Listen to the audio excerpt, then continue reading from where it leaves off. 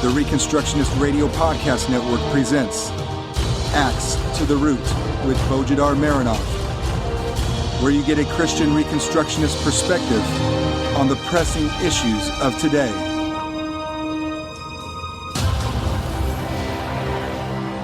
Welcome to episode 80 of Axe to the Root podcast, part of the War Room Productions. I'm Bo Marinov, and for the next 30 minutes, we will examine a modern cult so prevalent in our society that even professed Christians fall for it and worship at its altar.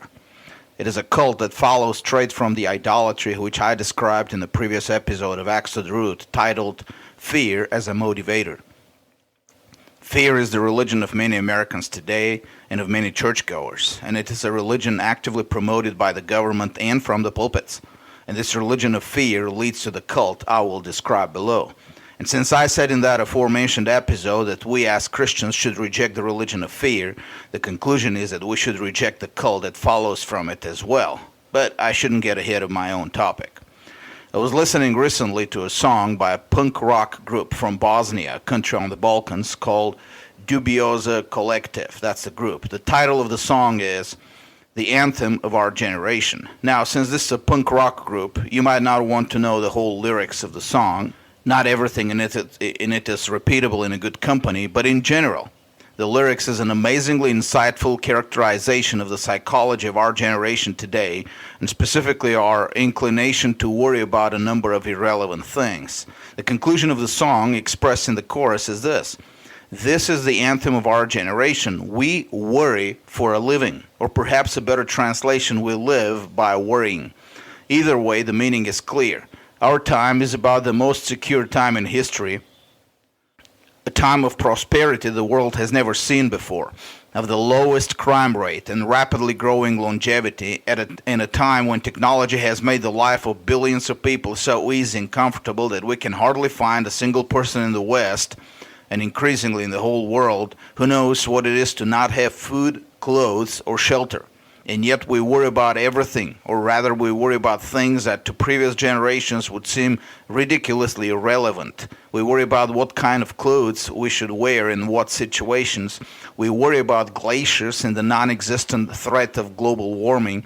We worry about boogeymen like immigration and terrorism, when the chance of being killed by a terrorist is something like 1 in several million, etc., etc., etc. And because we worry so much about all these things, politicians and media have grasped that the best way to control us is to reiterate and exaggerate those petty worries that we have to the level of gigantic threats, and then come and save us from them. And this indeed is the very tactics of modern politics. Scare people into submission. To quote H.L. Mencken, the whole aim of practical politics is to keep the populace alarmed and hence clamorous to be led to safety by menacing it with endless series of hobgoblins, all of them imaginary. But of course, do not be quick to condemn the politicians for using fear to manipulate us. Remember that they only respond to what we have always adopted as our mode of operation, or as Dubioza Collective said it, as our mode of living, namely worry. When we as individuals are given over to constant worry, then don't expect politicians to use anything else to control us but magnify those worries into full-scale fear campaigns. So what do politicians offer to solve our problems then? Safety. Obviously, for you to put them in power and keep them in power and close your eyes for their immorality and corruption and taxes and violations of your liberties, they need to promise you something to soothe your worries. What's that something? Safety from the hobgoblins that keep you worried at night. Once you're offered that safety, you would be willing to close your eyes for everything else, right?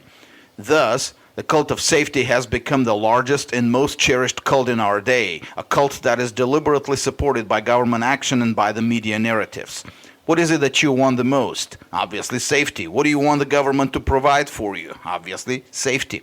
What would you be willing to sacrifice for, including sacrifice your liberty? Obviously, safety. Safety is the main consideration above all, especially safety from those imaginary hobgoblins that torment our hearts every day. Safety has become our obsession today. And no, don't blame the millennials and their safe spaces. Everyone, including the older generation and specifically modern conservatives, worship at the altar of safety. and we will see how. But let's first go to the Bible and let's see where in the Bible we see the cult of safety. Amazingly enough, the search leads us to the very beginning of the Bible, to the story of Cain and Abel. Cain got jealous and killed his brother. When God confronted him for it, he remained unrepentant, so God had to declare a curse on him. Now you are cursed from the ground, which has opened its mouth to receive your brother's blood from your hand. When you cultivate the ground, it will no longer yield its strength to you. You will be a vagrant and a wanderer on the earth.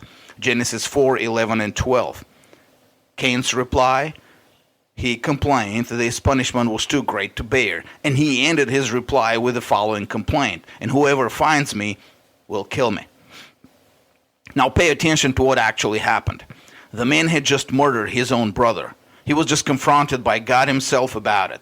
Did God execute him right away as he should have done under his law and promise? No, he gave him more life, even if that life was cursed. Cain's eternal judgment was at stake. God just gave him more time to consider his sin and repent. And instead of showing gratitude and taking advantage of the opportunity, Cain complains that in that life on grace he is given, he doesn't feel safe. Dude, seriously, as modern kids would say. Justice and righteousness mean nothing to him. The man can't see beyond his ego. Even in his disobedience to God, and even in being unrepentant for the most heinous sin a man can commit, he cares about his own comfort of feeling safe from the people around him. Here we see the first instance in the Bible of the cult of safety. It is such a clear example of the cult that we can derive the definition of that cult from it. The cult of safety is a commitment to being free of any real or imaginary danger, over and against a commitment to righteousness and justice. Now let me repeat that last part so that you don't miss it. Over and against a commitment to righteousness and justice. Now this is important to remember when we discuss the cult of safety of modern America. The cult of safety is not simply seeking safety through doing the right thing. It is a very specific and deliberate religious commitment to rejecting righteousness and justice in favor of man-made safety and security. That's what Cain did. He had committed one of the worst possible crimes and sins ever. His eternal state was to be one of the worst ever. And yet, he didn't care about righteousness and justice. He cared about feeling safe from other humans. God is full of grace even to unrepentant sinners, although his grace to them is rather heaping coals upon their heads. So God granted Cain the safety he wanted. He put a sign on him, the same word as for a sign of the covenant, and warned the world that whoever kills him will be avenged sevenfold. So Cain had the safety from other humans he wanted. He didn't, of course, have true safety, for his covenantal standing before God was still quite unfavorable. That sign of the covenant upon him was not forgiveness. He was only marked by God as his property, as in, leave him to me, I want to have the personal pleasure of repaying him when the time comes. So what did Cain do when he received such grace from God? You would think that out of simple gratitude he would kneel before God with a contrite heart and offer his repentance for murdering his own brother, and then try to live life as close to God's law as humanly possible. No.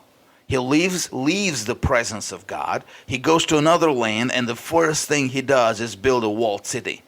No repentance, no regard for justice, no regard for his covenantal standing before God or for his eternal state, and also no faith in the promises of God. The man was promised immunity against vengeance while in this life. He doesn't trust it. He must make sure he builds his own protection against his perceived threats, his own walled city. That, my friend, is the best description of the life of a covenant breaker. He rebels against God and commits a sin against God. Then he is confronted about it but remains unrepentant.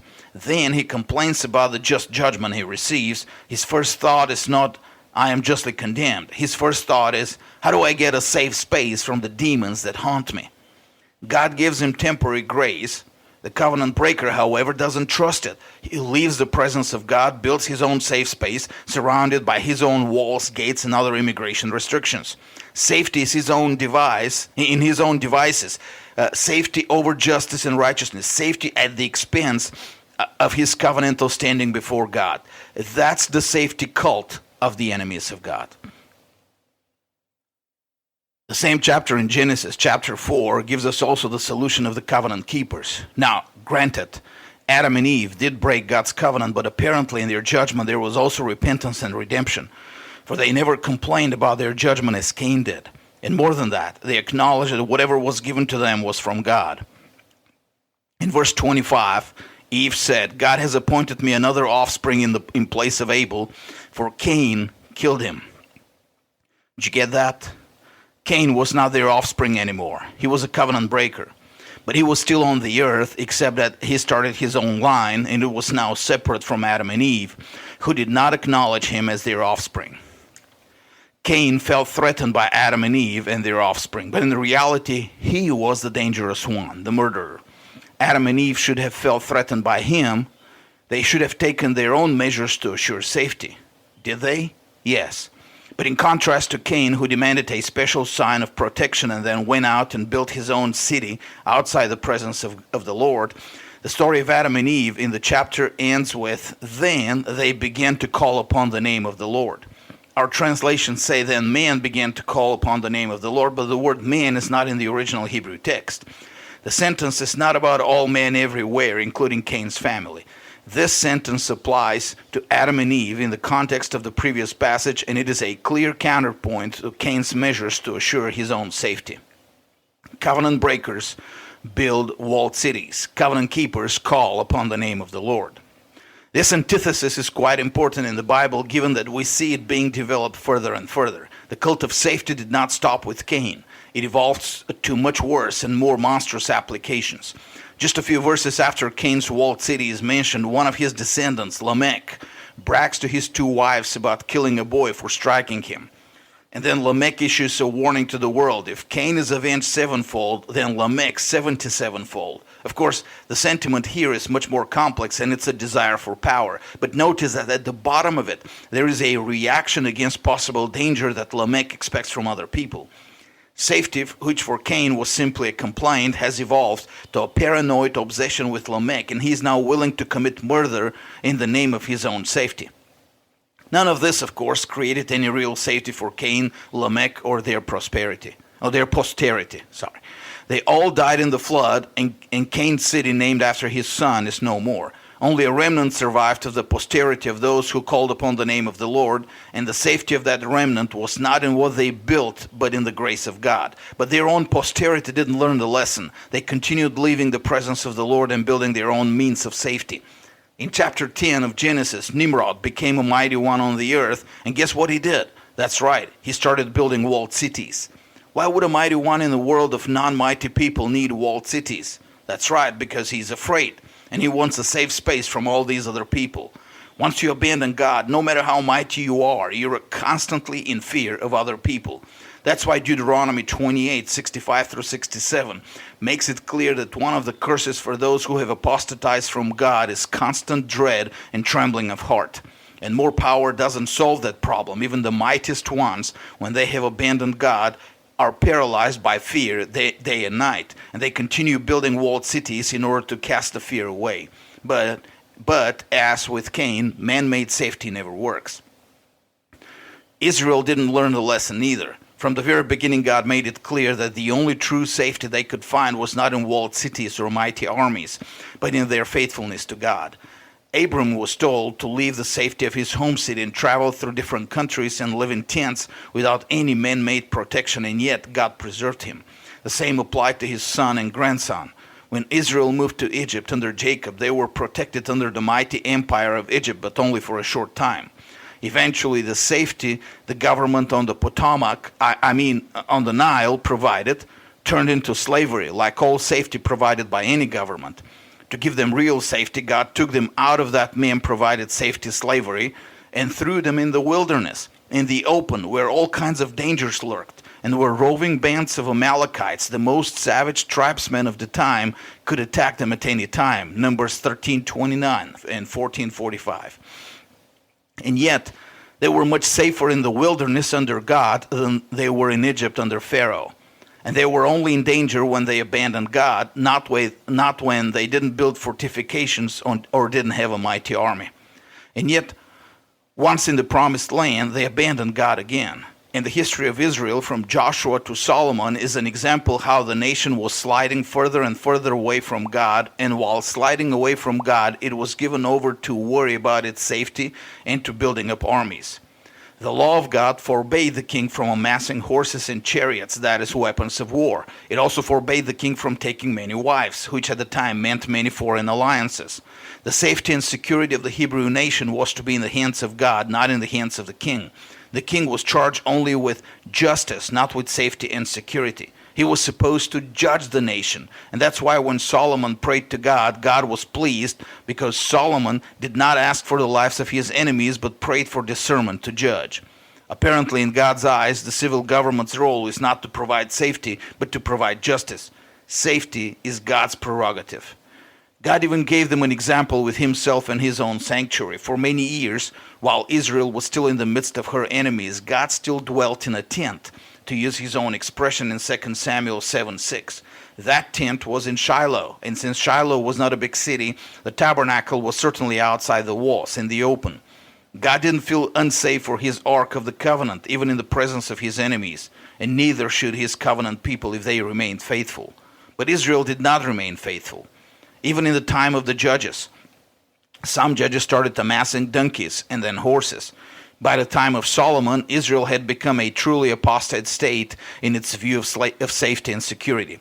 Solomon may have been sincere in his desire to acquire discernment how to judge, but his heart was not perfectly pure before God. For as soon as he established himself in power, he started acquiring wives and started building a professional army, as if half of his heart was after God, and the other half was the heart of an apostate who was trying to steer away from God and God's law and build his own kingdom.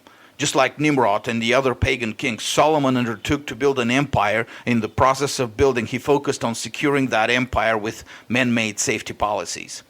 It's noteworthy that throughout the history of Israel, God never told them to build new walls.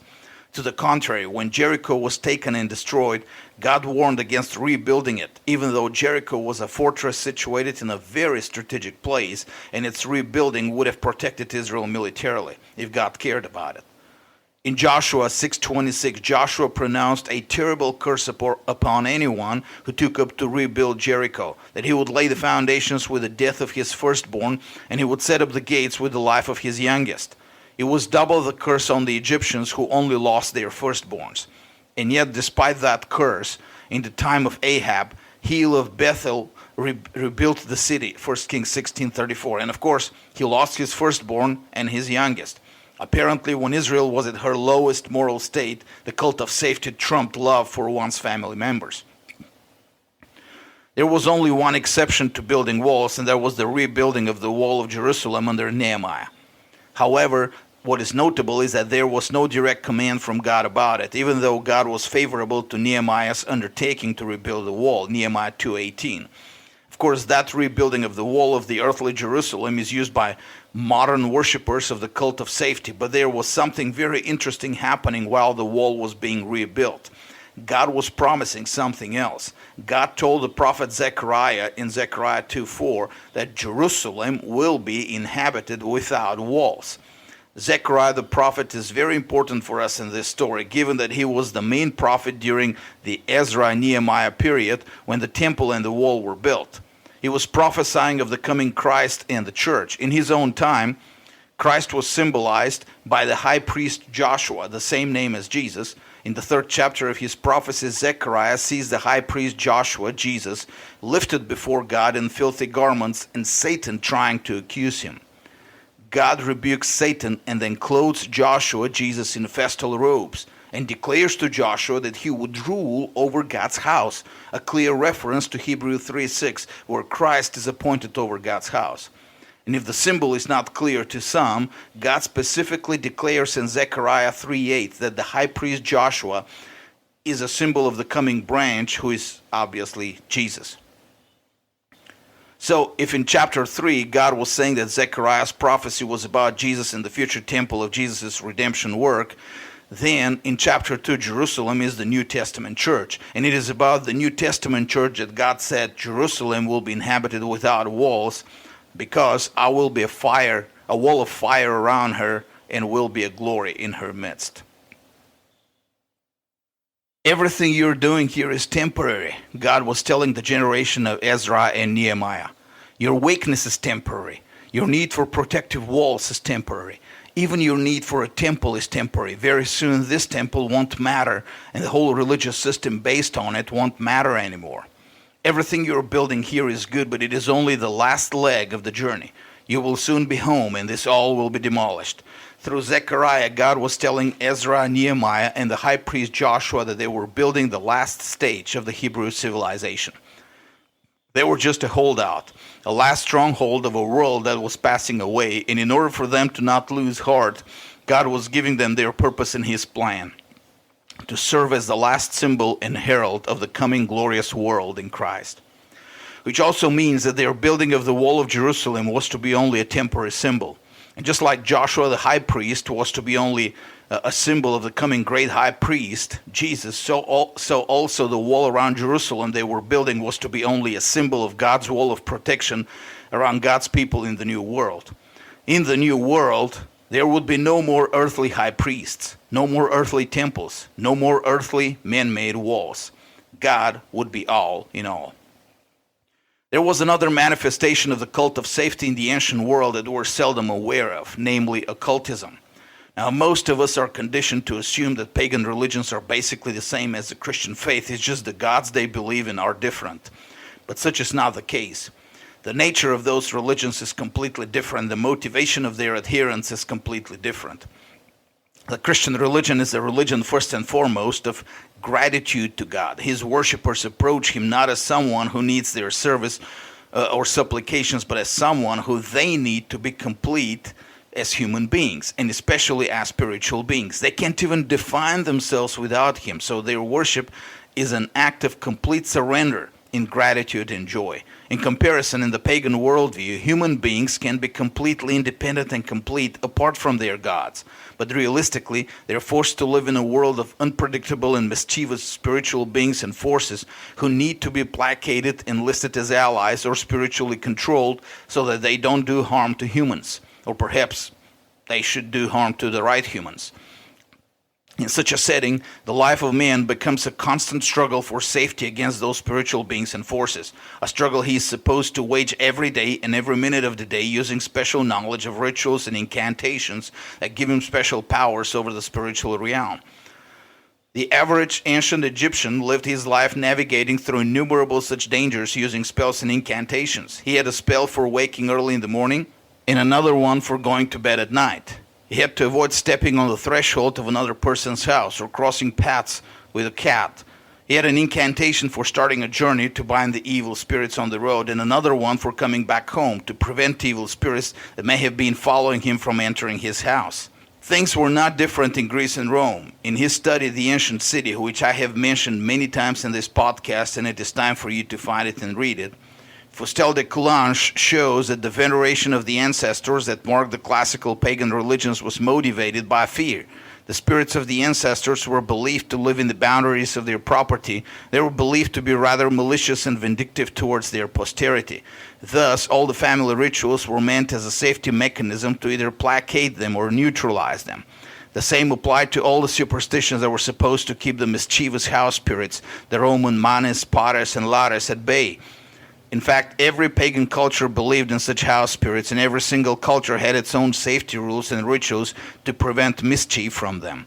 From avoiding certain actions like whistling in the house to full-fledged religious annual rituals to cast those spirits out, like the Kukeri, Kalogeros, or Capra annual festivals in the Balkans and in Italy. Amazingly, many of these occult superstitions have remained to this very day, even in cultures that have been otherwise deeply affected by Christianity. The story of the cult of safety in the antiquity is very long, but we will have to cut it short for our purposes and move on with our topic. What is important to remember is that for paganism, the world is fraught with danger, and therefore all religious and liturgical activity is meant to be a safety mechanism against those dangers. The cult of safety in the ancient world was both religious and political. It viewed as possible danger both the strangers and the spiritual beings believed to inhabit the world. In fact, many ancient languages had similar words for foreigner and evil spirit. For example, in Cantonese, Gui Lo literally meaning ghost man used to be the common term for foreigner.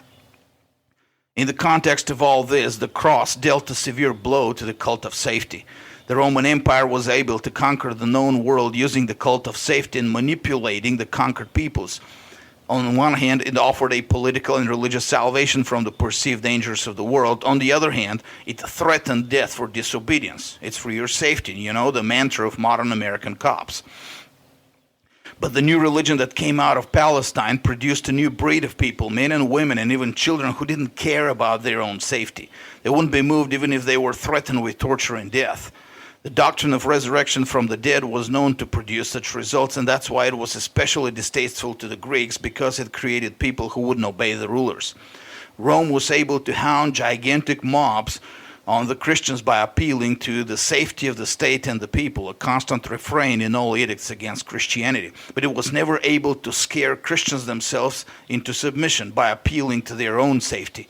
A culture where every move of every individual and of every institution was to secure them against real or imaginary dangers suddenly met a culture where both individuals and groups despised safety for a greater purpose. The new culture, thus, was devastating to the old one. It destroyed the very foundation upon which the old culture based its social order. From being despised, Christians grew to be respected for their courage in the face of danger. A number of early church fathers mentioned the fact that in many places persecutions died out not because pagans ran out of Christians to persecute, but because they developed respect for and even superstitious fear of those seemingly feeble men and women and children who wouldn't do anything to gain more safety. In fact, the church even went into offensive from the very beginning.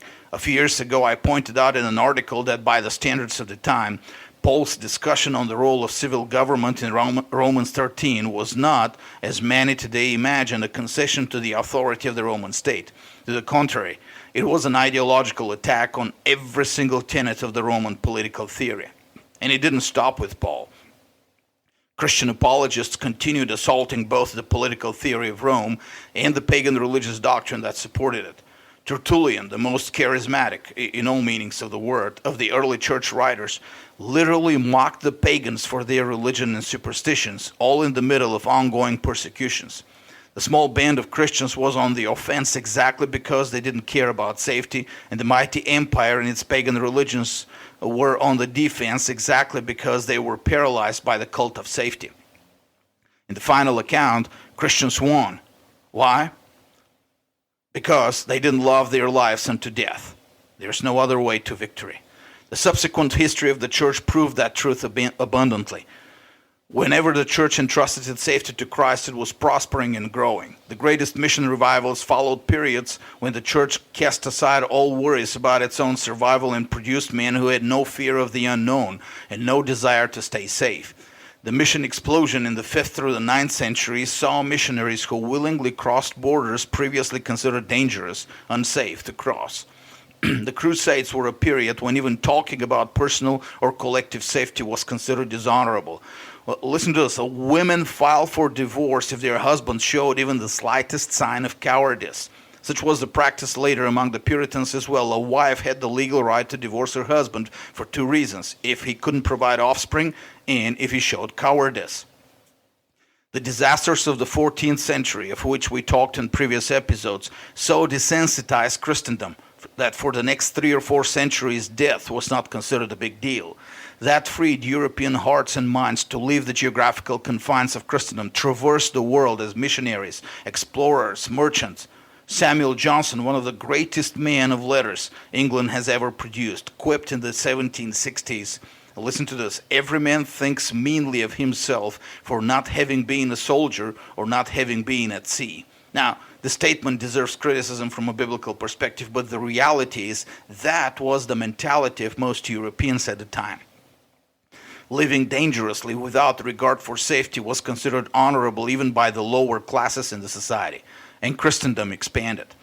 But in the 19th century, with the resurgence of paganism in European thinking, Europe started experiencing a reversal back to the cult of safety. It started, of course, with the return of occultism. The ideology of the ruling classes in Europe had been shifting from Christianity towards rationalist deism before the 19th century, and rationalist deism was at the foundation of both the left-wing and the right-wing Enlightenment. Think France and Scotland, but also Prussia, Italy, and the Americas. The French Revolution was the political culmination of that rationalist thinking. Once it was over, the European elite turned to other anti-Christian philosophies. Some turned to crass materialism like Feuerbach, or rationalist idealism like Hegel, but the majority of the aristocracy turned to pagan occultism and mysticism. A lot of it came from India, China, and Japan, with the government officials who served the colonial powers in those areas. In Germany and Scandinavia, and partly in England as well, much of it came from the Romanticist movement, which exalted the ancient ways and traditions. It laid the foundation for the later racist and nationalist movements in Europe and was the direct ideological reason for the two world wars. But the real motivation, the individual motivation for it, was the loss of personal sense of safety. Christianity was not accepted as a valid worldview anymore, so the sense of personal insecurity in a world that was unknown and unknowable was growing, and people resorted to the old remedies, trying to control the unknown world through occult means. Magical protection or spiritual protection became popular words in Europe and the buzzword for a number of successful marketing campaigns. Europe abandoned Christianity, resorted to paganism, and with it, resorted back to the cult of safety. Now, more than that, some new forms of the cult of safety appeared, this time in the church. The demonization of foods and beverages. Now, asceticism has always been a thing in the church, and there have always been excesses, but in general, most ascetics viewed fancy food and drinks as a distraction from spiritual focus, not so much as demons to fight.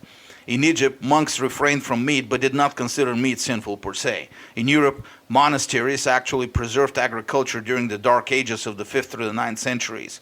And as a result, the fanciest foods and beverages could be found in the monasteries themselves. But in the 19th century, a number of Protestant denominations and quasi-Protestant sects deviated into some serious paranoia about foods and drinks. It was not your regular fasting type restriction or recommended temperance. It was a wholesale demonization of certain foods and beverages as detrimental to one's spiritual health. It was in the 19th century that Baptists started the transformation from the cigar-smoking, wine-drinking Charles Spurgeon and the bourbon maker Elijah Craig to the modern teetotaling Baptists. Over the course of one generation, alcohol was gradually seen more and more as a substance to be avoided at all costs because it was dangerous. Similar obsessions with foods and beverages took over the Seventh-day Adventists, the Jehovah's Witnesses, and a number of other sects. Obsession with the dangers of alcohol and tobacco was strongest, however, among the liberal elites in the large cities on the U.S. East Coast, especially among the Universalist and Unitarian churches. It was those churches that led the crusade that ultimately ended in the prohibition. In England at the time, a similar crusade was rising against opium and other narcotics. Even though the addiction rate was negligible compared to alcohol addiction levels of a century prior, different groups made gigantic efforts to make it as if all of England was going down the drain because of the Chinese opium dens in London. By the middle of the century, the prohibition in the United States was over, but the spirit of the cult of safety simply transferred over to the new hobgoblin, the narcotics. In the 1960s, the US government started its most expensive and least successful war ever, the war on drugs, which continues to this very day. The cult of safety took positions in the government policy of the times as well. It is commonly accepted today that the historical source of the modern welfare state is Marxist socialism, but that's not true. The origins of the welfare state are actually quite conservative and anti-socialist. In France, it was Emperor Napoleon III and his pamphlet on the extinction of poverty that laid the foundation for the welfare state in France. In Germany, the Prussian state developed a government safety net for its citizens, from government-provided education to government-provided jobs to government-provided pension system and healthcare system. The Scandinavian countries adopted the same policy as early as the 1890s. Austria-Hungary adopted pension systems and a healthcare system for a significant part of its urban population in the 1870s. Even England, traditionally resistant to any such egalitarian measures, eventually started surrendering, and in the second half of the 19th century, different government welfare measures were introduced, including government schools and a government retirement system. All of this was, of course, with the purpose to provide safety for the general population, a safety which later will turn into slavery, as it was in the days of Israel in Egypt. At the time, however, almost no thinker opposed it. The only significant voice that did it on principled grounds was Frédéric Bastiat in France. He pointed to the encroachment of liberty that such safety was bringing in its wake. There were other voices like Herbert Spencer in England, but Spencer opposed the cult of safety based on the bizarre theory of social Darwinism, namely that the unfit must be left to die so that the fittest survive. This was one of the earliest applications of Darwin's theory to the social realm. The masses of people loved their safety and did not understand the real loss for the society and for themselves that it was bringing. It was in that period that an institution was established in the West, one that had never existed in Christendom, the police. I will not go into detail here. We have talked about police in a previous episode, Should We Have Police? Suffice to say, police was entirely the product of the Enlightenment and its secular ideology, that man can, through science, take the place of God and provide what only God could provide.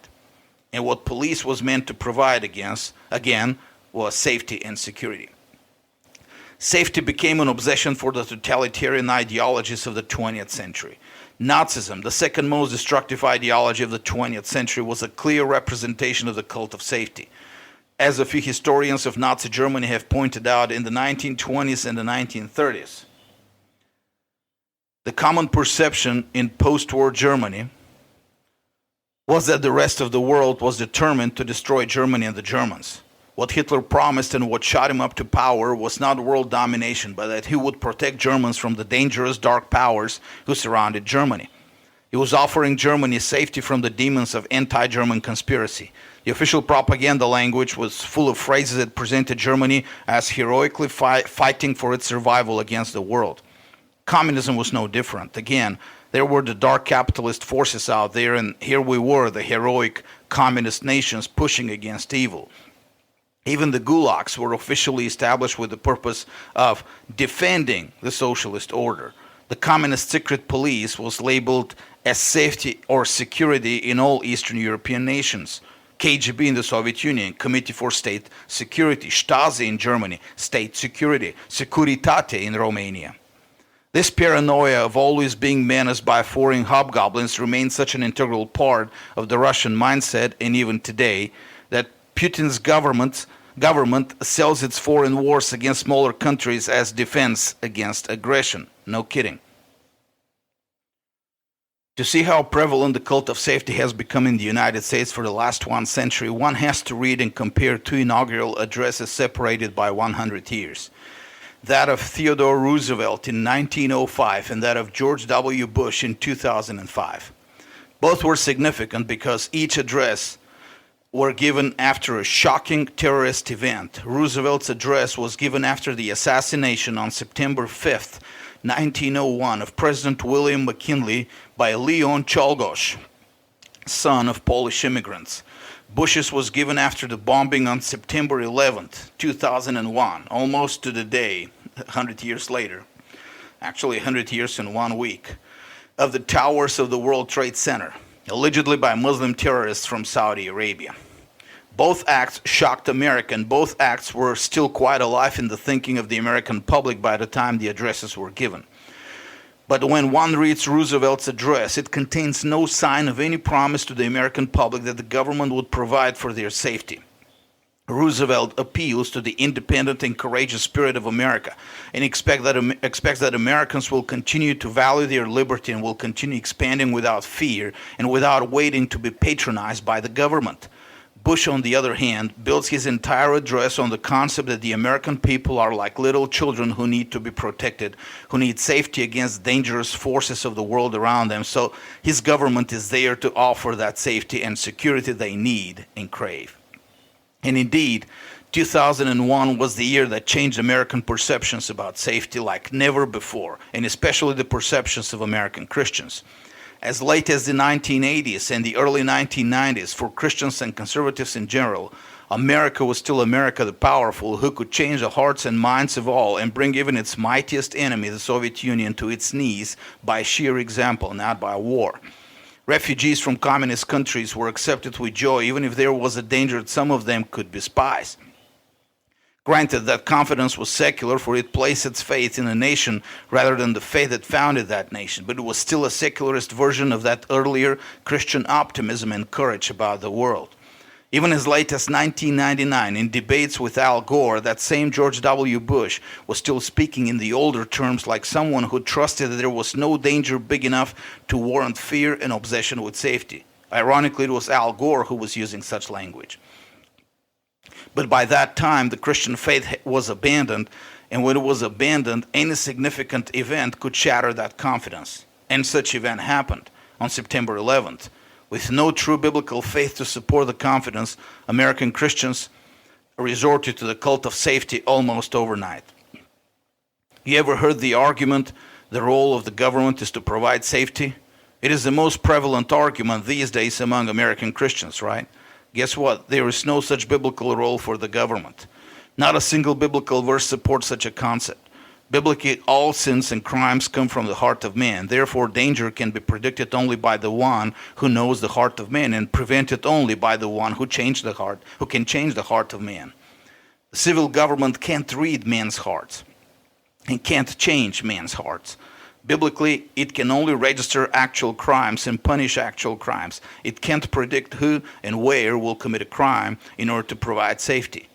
Thus, the only way for the government to provide safety is to take away the liberty of people to act, for any action is a possible threat to safety. Think gun control, providing safety by taking guns away from all, including non-criminals. Thus, from the government's perspective, the only real threat to safety is liberty, and therefore the only way for the government to provide safety is by taking away liberty. The founding fathers understood this concept quite well. That was the foundation of Benjamin Franklin's statement that, paraphrasing, those who would give up liberty for safety deserve neither and will get neither. Only God can provide safety without taking away liberty, because only God can read minds and hearts and change minds and hearts. However, to understand this, one needs to be immersed deeply into the Christian faith and into a comprehensive biblical view of the world, of man, and of man's society. Once the Christian faith is abandoned, and it is by the majority of the churchgoers in the United States, then the safety that faith provides is lost. And man needs to build his own altar to safety and to seek safety through his own means, or through the means of his most powerful institution, the state. And that's how the cult of safety is born and maintained in our nation. From this cult of safety, we have all the modern statist practices supported by churchgoers and conservatives. From the cult of safety follows the worship of politics and the expectation that politics, especially at the highest levels in Washington, D.C., will solve the problems of America. From the cult of safety follows the worship of police and other institutions of government oppression and tyranny. From the cult of safety follow all the laws regulating the use of foods and substances, and from it follow all the laws regulating economic activity. After all, we can't let people be too free in their undertakings, for that might make other people unsafe. From the cult of safety, again, follow our modern immigration laws, and more importantly, the support for those laws for churchgoers and conservatives. Now look at the latest election campaign. So obsessed are they with their safety, the whole Republican campaign revolved around the unspeakable dangers from a few thousand men, women, and children who are fleeing an oppressive government. For the modern apostate American, the world is full with the darkest demons who are out there to get him, with hobgoblins lurking behind every corner. His senses are so addicted to fear and worry that even when he is presented with facts that the dangers are overblown, he reacts violently in anger. Under the cult of safety, any mention that he is not in danger is a blow to the cult, and therefore a heresy. The perception of danger has to be maintained, otherwise the cult becomes superfluous. And modern apostate Americans, and especially churchgoers, would rather keep their cult than return to their biblical roots. Paganism has returned to American churches in full force. And, to quote Benjamin Franklin, because they have sought safety at the expense of their God-given liberty, they have lost both liberty and safety. So next time you see an assault on Christian liberty, keep in mind it is not the unbelievers who are to blame. For reading this week, I will assign an article in a book. The article is Terrorism, Biblical Analysis and Solutions on ChristendomRestored.com. Pay attention to what I say there about fear and its biblical significance. The book is rather off topic for the most part, but it has an interesting treatment of the modern cult of safety, and that is where it matters the most, child rearing. For child rearing is where the cult is first being incultured into our minds. Life Without Lawyers, Liberating Americans from Too Much Law by Philip Howard. Pay attention to the connections he makes between the cult of safety and the modern legal and political system. In your prayer and donations, keep Bulgarian Reformation Ministries, a mission organization devoted to expanding the kingdom of God in Eastern Europe through translating and publishing books applying the gospel to every area of life. We do not teach our readers to seek safety in man-made walls. We teach them to expand the kingdom of God while seeking only the safety God provides for His people. And that's why we have been growing and scoring victories. Help us continue this trend. Visit BulgarianReformation.com, subscribe to the newsletter, and donate. And God bless you all. This was a Reconstructionist Radio War Room production. Axe to the Root with Bojidar Marinov. Please visit BojidarMarinov.com and ReconstructionistRadio.com/Axe to the Root.